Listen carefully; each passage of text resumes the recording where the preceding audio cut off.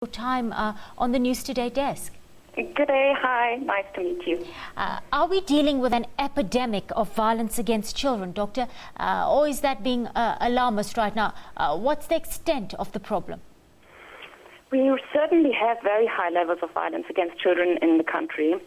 South Africa has, for instance, a child homicide rate which is more than double the global average. Nearly half of these homicides are linked to child abuse and child neglect, which means that every year we have around 500 children dying in South Africa as a result of child abuse. We also have very high levels of physical abuse of children and sexual abuse. We just recently had a national study published, and according to that study, more than 1 in 3 children under 18 report having been physically abused by an adult, and 1 in 5 children experience sexual abuse. And in addition, 1 in 4 children is exposed to some form of family violence, for instance, witnessing parents or caregivers hurting each other. And all of these have, of course, detrimental effects on the development of children. So violence is clearly one of the key challenges in South Africa, violence against children.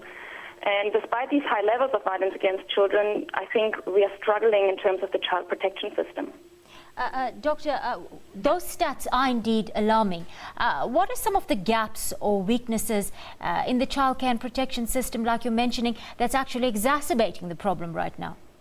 Well, actually, Kirshni, the child protection system is in crisis.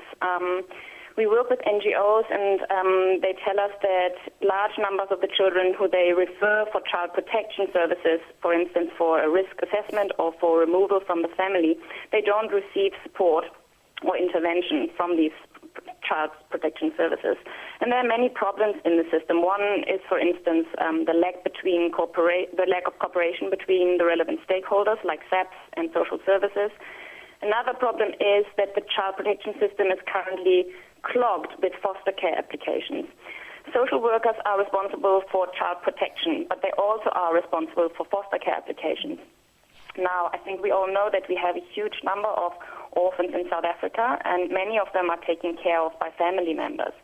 Because so many of these families are poor and they need financial support to take care of these children, they apply for a formal foster care placement of the child so that they can access the foster child grant, which is higher than the child support grant. So the problem is that these cases now clog the system and prevent abused children. Stefanie? Go ahead, Doctor. Go ahead, Doctor. We're listening. Someone is in the line. So these foster care applications clog the system and prevent abused children from accessing the services. Doctor, very quickly, let's talk about the inequitable access to health, education and social services.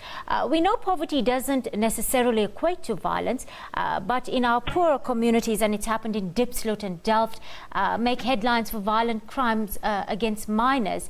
Talk to us about that link, if you want, between the lack of access to social services, high employment, poverty and violent behavior and abuse. Sure. So the underserved communities like Diepsloot, for instance, they're more susceptible to violence against children because the risk factors for violence are higher in these communities. There are lots of different risk factors for violence against children, and these are interlinked. So if you take, for example, social exclusion as a risk factor, or poverty and structural unemployment, or access to alcohol and drugs, these are all risk factors, and they're interlinked, and they're more prevalent in the underserved communities because people struggle with all of these social ills in those communities more than in other communities.